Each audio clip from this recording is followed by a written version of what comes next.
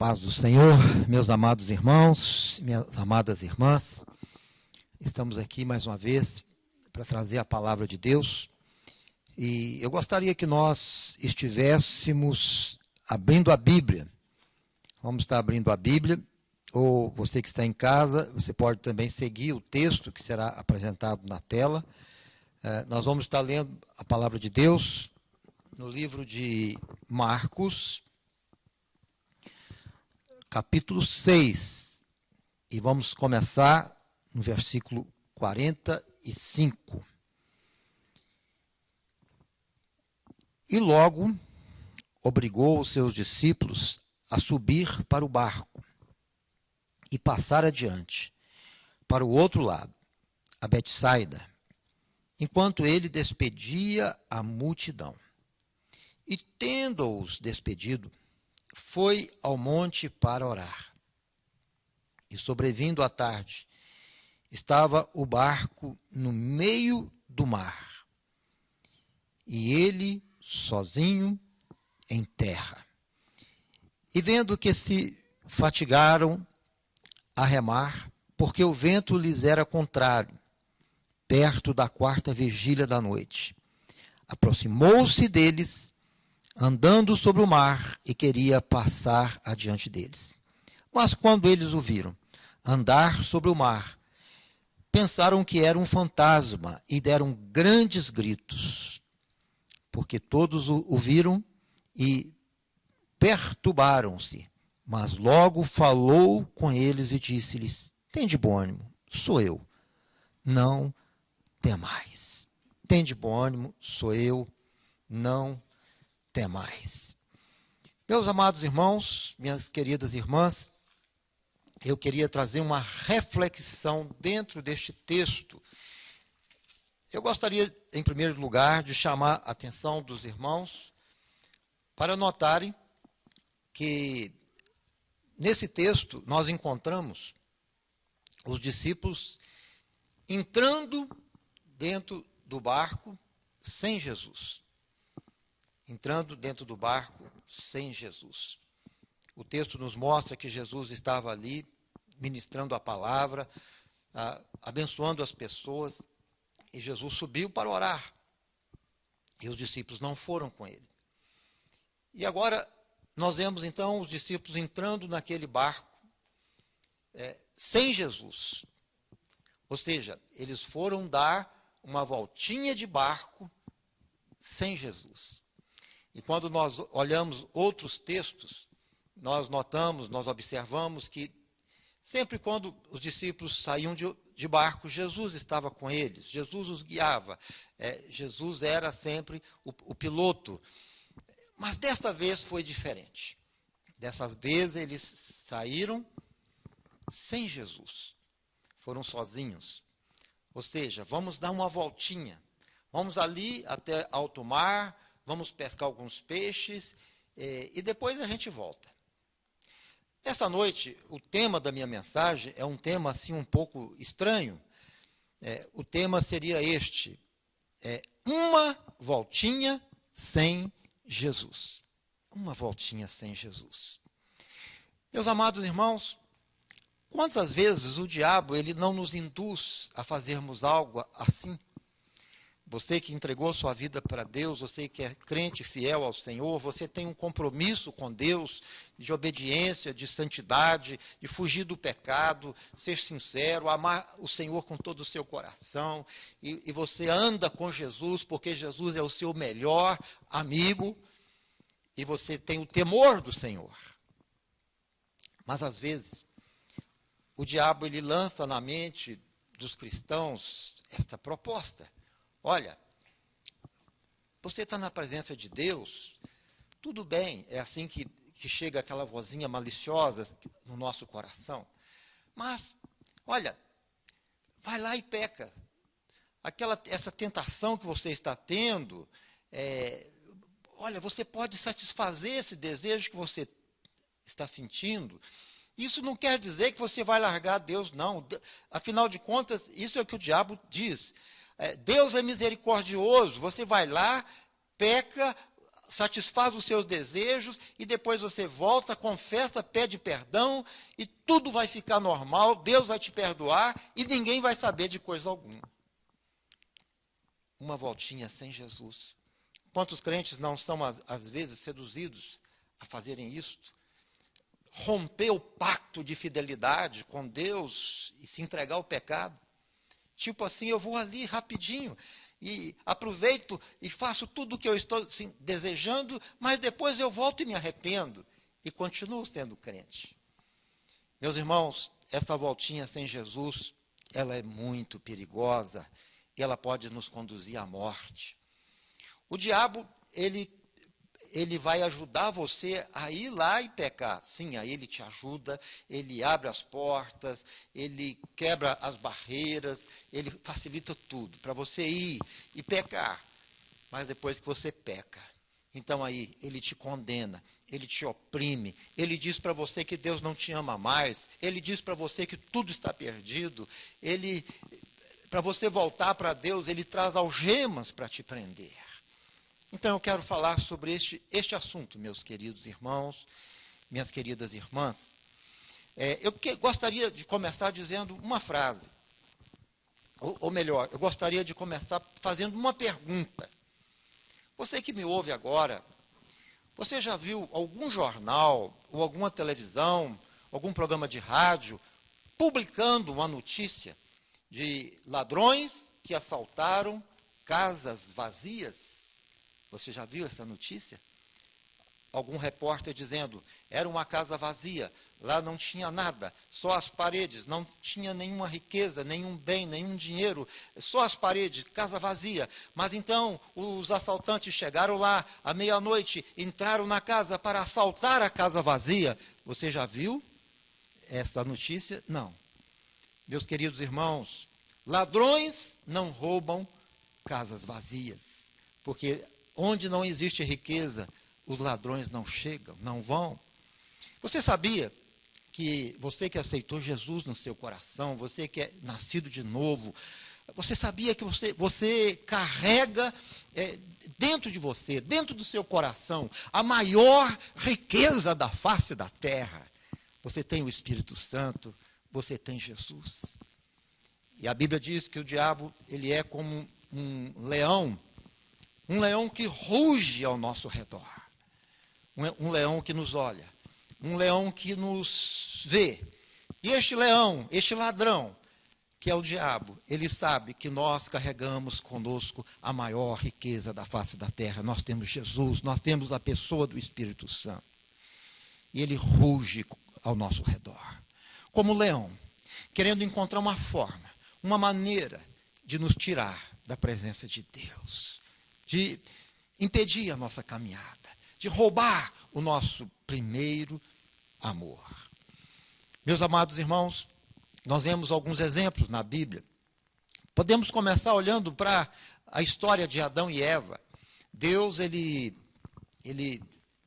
deu para Adão e Eva o privilégio de morar em um lindo jardim, um lugar abençoado, e eles poderiam comer todas as frutas daquele jardim.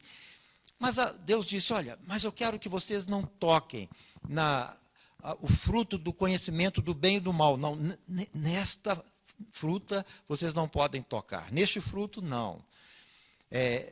Então Deus apresentou para eles uma condição. Menos o fruto do conhecimento do bem e do mal. E lá estava Adão, lá estava Eva, e aí a Bíblia nos mostra o diabo aparecendo, como o ladrão, como o leão que ruge ao nosso redor, e agora aparecendo como uma serpente. E o diabo então dizendo, olha, se você desobedecer a Deus, se você for lá no fruto que Deus disse para vocês não tocarem nele, se você der só uma mordidinha, só para saber o gosto, isso não vai fazer diferença, vai continuar tudo certo, tudo bem. Meus irmãos, a Bíblia então nos mostra Eva sendo seduzida e ela levando para Adão a proposta do pecado. Uma voltinha assim, desobedecendo Deus só por alguns minutinhos apenas. E quando nós vemos, irmãos, a consequência disso, eles perderam a comunhão com Deus, foram expulsos do jardim. Vemos também um texto que eu gostaria de ler esse texto agora para os irmãos, que está aqui no livro de Números, capítulo 25, Números capítulo 25, a partir do versículo 1. Números 25, a partir do versículo 1. Diz assim: E Israel deteve-se em Sitim, e o povo começou a prostituir-se com as filhas dos moabitas. Estas convidaram o povo aos sacrifícios dos seus deuses. E o povo comeu e inclinou-se aos seus deuses. Juntando-se, pois, Israel a Baal-peor, a ira do Senhor se acendeu contra Israel. Disse o Senhor a Moisés: Toma todos os cabeças do povo e enforca-os ao Senhor diante do sol, e o ardor da ira do Senhor se retirará de Israel. Meus amados irmãos, nesse texto nós vemos o tempo em que Israel estava marchando em direção a Canaã. E sabemos que o povo de Israel, eles estavam blindados, não por tanques de guerra, mas blindados pela cobertura do Altíssimo. O Deus de Abraão, o Deus de Isaac e de Jacó estava com eles, os guardando, livrando. E eles eram imbatíveis diante dos inimigos, não porque eram fortes, mas porque o Deus de Israel era o Deus deles. E eles eram um povo destinado a vencer as batalhas e conquistar Canaã. E agora, a Bíblia nos mostra essa parte, quando havia um rei que estava sentindo muito medo, porque ele já sabia que Israel era o povo de Deus. Ele sentia medo, e ele não sabia como fazer para vencer Israel. E ele então se lembrou de um profeta chamado Balaão. Esse profeta chamado Balaão, ele era um homem que conhecia a Deus, mas ao mesmo tempo ele era também infiel a Deus. E Balaão era um amigo de Balaque. Balaão foi, e Balaque disse para ele: olha, eu quero que você vai amaldiçoar este povo de Israel. Vai amaldiçoar. Eu sei que se você amaldiçoar, a maldição será feita de fato, de verdade. E Balaão, então, se coloca em um lugar estratégico, e lá estava o rei também.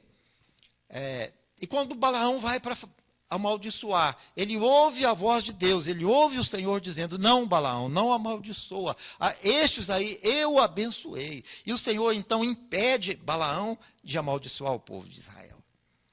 O rei Balaque não fica feliz com isso e pensa: quem sabe, se a gente mudar a estratégia, mudar de lugar, vamos tentar de novo. E eles então fazem uma nova tentativa. E mais uma vez, Deus fala para Balaão: não, você não vai amaldiçoar, porque este é o meu povo, é aqueles que eu abençoei. E mais uma vez, Balaão não consegue. E dessa forma, meus irmãos, chegou um ponto que o rei entendeu que Balaão não tinha o que fazer por eles, porque Deus havia abençoado Israel e continuava sendo o seu Deus. Mas olha que coisa incrível. A Bíblia nos mostra que depois, Balaão, conversando com o rei, ele teve uma ideia. Claro, essa ideia não veio só dele, veio também do tentador, do diabo. E qual era a ideia? Exatamente o que nós estamos falando aqui. A mesma estratégia que foi usada com Adão e Eva. Balaão disse: olha, se os homens de Israel, se eles se prostituírem com as mulheres que vivem aí com vocês, se eles tiverem contatos com elas, então será possível vencer este povo. Ou seja, se você conseguir levar estes soldados fortes e imbatíveis ao pecado, à prostituição, aí sim haverá um jeito de derrotá-los. E, meus irmãos, e aconteceu exatamente isso. O texto que nós lemos, nós vemos que, vou ler novamente aqui, para ficar bem claro. Estas quem? As mulheres convidaram o povo ao sacrifício dos seus deuses. Aquelas mulheres, então, convidaram eles para uma festa. Olha, venha participar da nossa festa. Venham participar, nós estamos aqui celebrando uma festa ao nosso Deus. E aqueles homens, os soldados de Israel, com certeza se sentiram seduzidos. E aí veio a mesma estratégia. Aquela vozinha dizendo, olha, vocês podem ir participar só de uma festa, isso não tem problema. Vocês vão lá, participam desta festa, e depois vocês retornam e continuam marchando, guerreando e vencendo. Mas o que aconteceu, meus irmãos, essa ideia de dar uma voltinha, só uma voltinha fora da vontade de Deus, foi mortal. Ao chegar lá, nesta festa, se prostituíram, tiveram relação sexual com as prostitutas e ainda adoraram ou prestaram homenagem ao Deus deles, a Baal, um Deus diabólico e maligno. Meus irmãos, aqui nesse texto nós vemos a consequência desta voltinha sem Deus. Esta voltinha aparentemente inocente, inofensiva, que é possível ir e dançar, prostituir, voltar e ficar tudo bem. Não, meus irmãos, não ficou tudo bem. Olha o que aconteceu. Olha o que a palavra de Deus nos fala. Juntando-se, pois, Israel a Baal Peor, a ira do Senhor se acendeu contra Israel. Disse o Senhor a Moisés, toma todos os cabeças do povo e enforca-os ao Senhor diante do sol, e o ardor da ira do Senhor se retirará de Israel. Meus irmãos, aqueles homens que foram dar uma voltinha sem Deus, sem Jesus, ao caírem no pecado, eles foram enforcados, eles perderam as suas próprias vidas e não puderam mais prosseguir rumo à grande jornada da vitória, a conquista de Canaã. Uma voltinha sem Jesus. Uma voltinha sem Jesus. Ou seja, brincar com o pecado. Olha, eu vou pecar um pouquinho, eu vou me alegrar, vou sentir muito feliz, mas depois, eu sei que Deus existe, eu sei que Deus é bom. Eu não quero ficar para sempre com o pecado, porque eu quero ir para o céu. Então, depois eu abandono o pecado. E aí continuo com Deus. Cuidado, muito cuidado. Meus irmãos, eu tenho uma frase aqui que é muito interessante. A frase diz assim, ó, é muito demorado construir um prédio, mas em poucos segundos podemos destruí-lo. O que essa frase quer dizer? Deixa eu explicar um pouquinho melhor. Se alguém vai construir um prédio, é muito difícil, gasta tempo, gasta dinheiro, empreendimentos, às vezes gasta meses ou até anos, dependendo da condição financeira do construtor. É muito difícil, é muito trabalho, é muito tempo.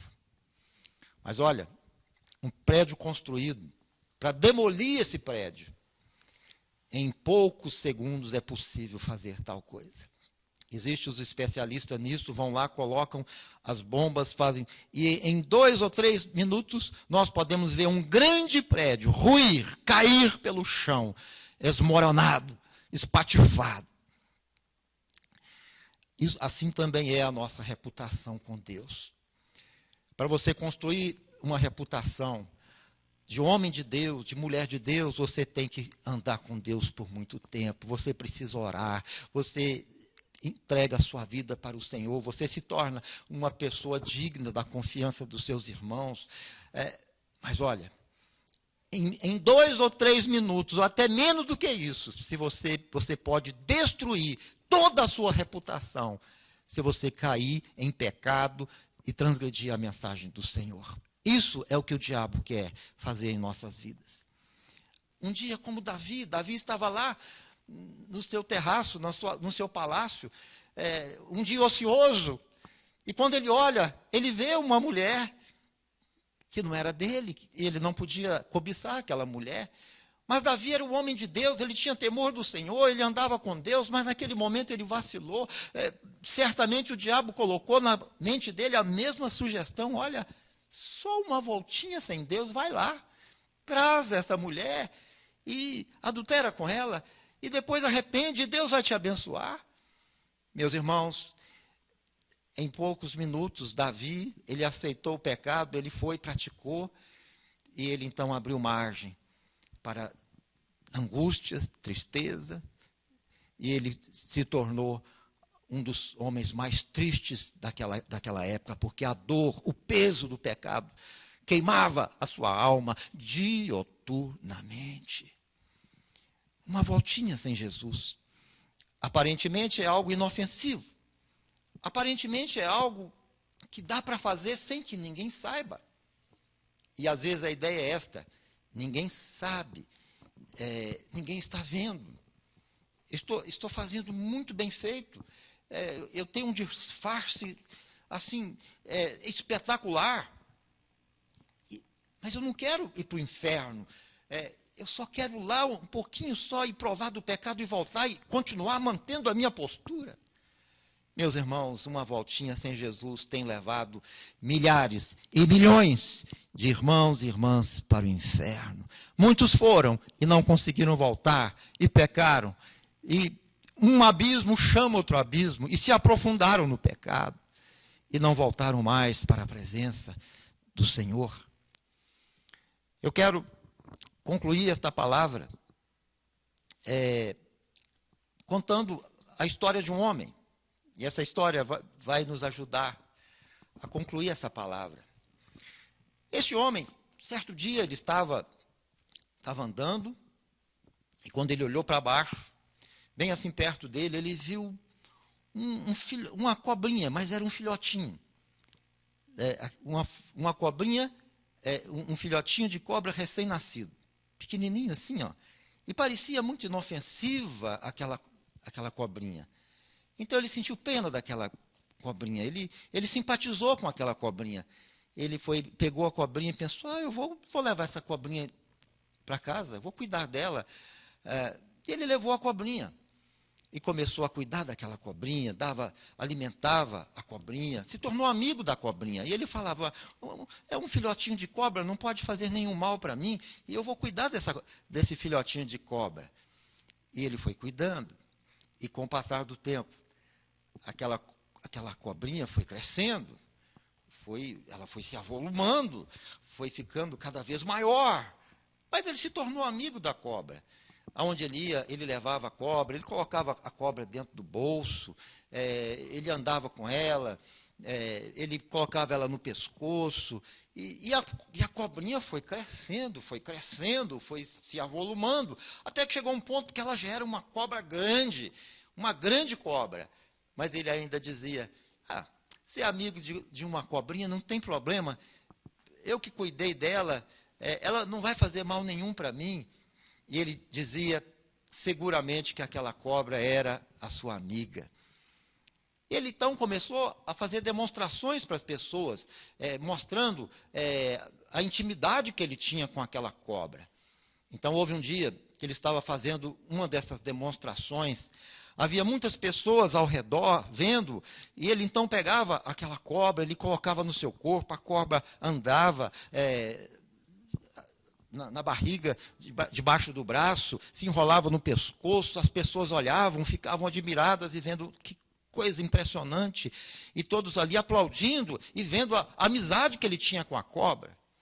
Mas teve um momento que aquela cobra que estava enrolada nele, ela começou a apertar. E apertou um pouquinho mais. E foi apertando. E ele começou a ficar vermelho. Mas as pessoas disseram: ele é muito amigo dessa cobra, não vai acontecer nada com ele.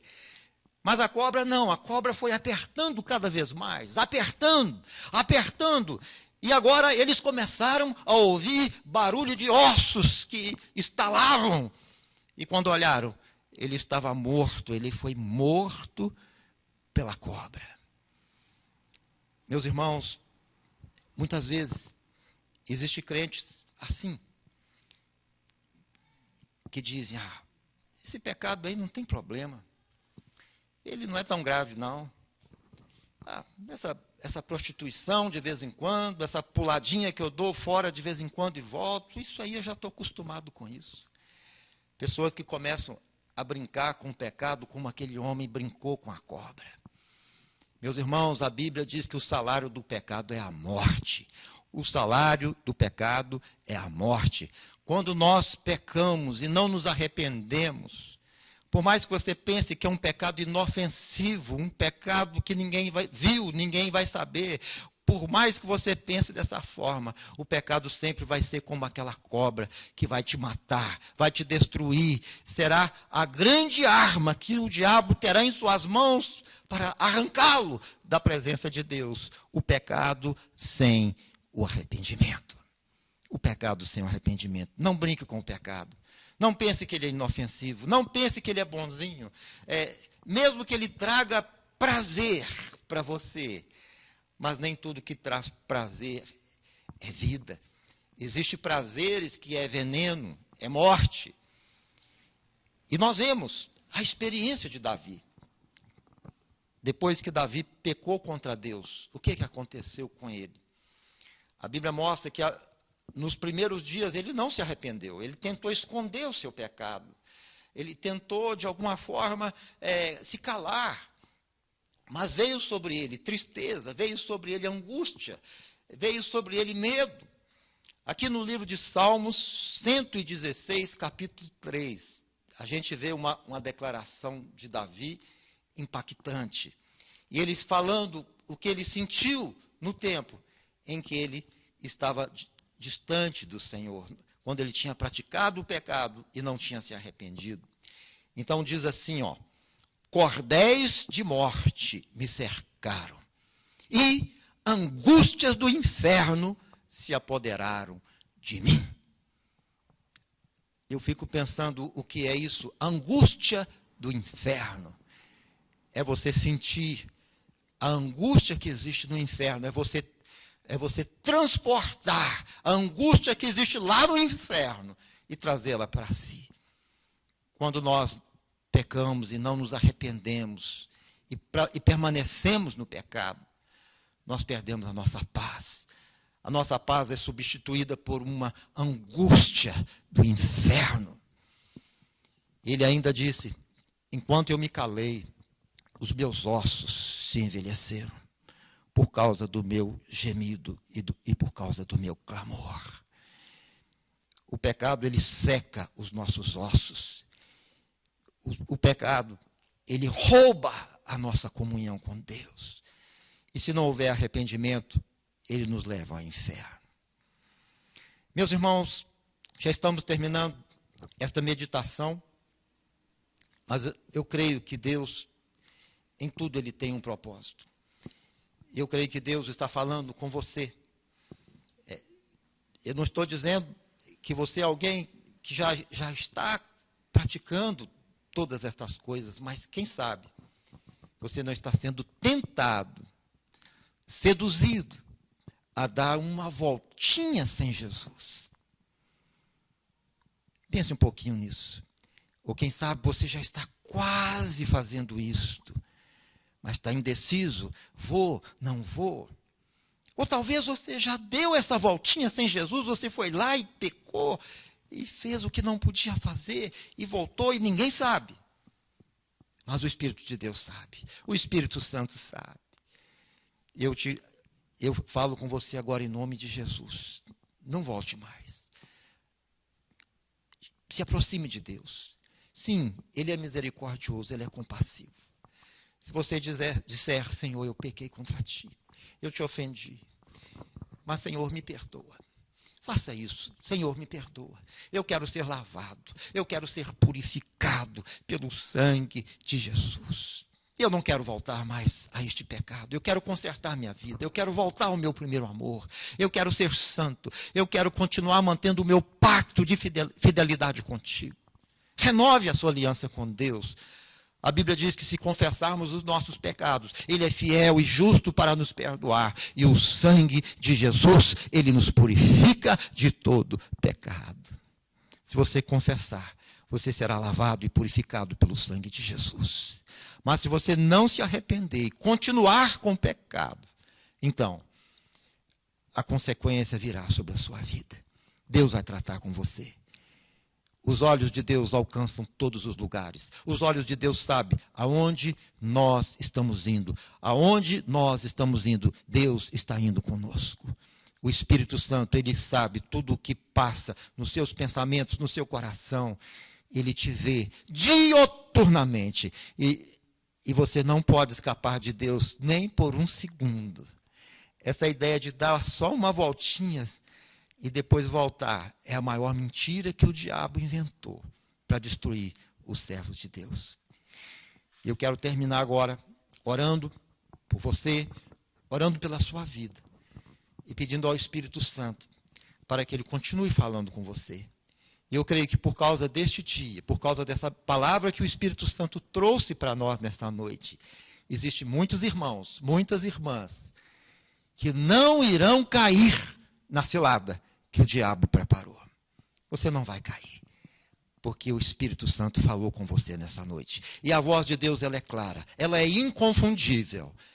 Deus falou com você nessa noite e você vai obedecer à voz de Deus. Vamos orar. Em nome de Jesus. Senhor, nosso Deus, nosso Pai amado, nós te agradecemos, Senhor, pela sua presença conosco. Sabemos que o Espírito Santo está aqui neste momento. Eu não posso ver os irmãos, as irmãs que estão participando conosco deste culto, porque nós estamos aqui, Senhor, apenas fazendo esta gravação. Nós não temos um público diante de nós, os bancos não estão cheios, os bancos estão vazios. Mas eu sei, Senhor, que existem vidas que estão nos ouvindo. Vidas que precisam desta palavra, Senhor. E pedimos em nome de Jesus, que o Senhor continue falando, trabalhando. Em nome de Jesus eu te peço, Senhor, que todas as armadilhas que o inimigo preparou contra a vida deste irmão, contra a vida desta irmã. Que essas armadilhas sejam quebradas hoje, a partir de agora, em nome de Jesus. Em nome de Jesus. E que a sedução do diabo, Senhor, seja desmascarada. Que a sedução do diabo não tenha poder para roubar o primeiro amor daqueles que te amam. Em nome de Jesus, Senhor. Cremos que o Senhor está agindo e trabalhando no coração destes irmãos e dessas irmãs. Em nome de Jesus. Amém. Amém. Que o Senhor te abençoe e te guarde. A paz do Senhor.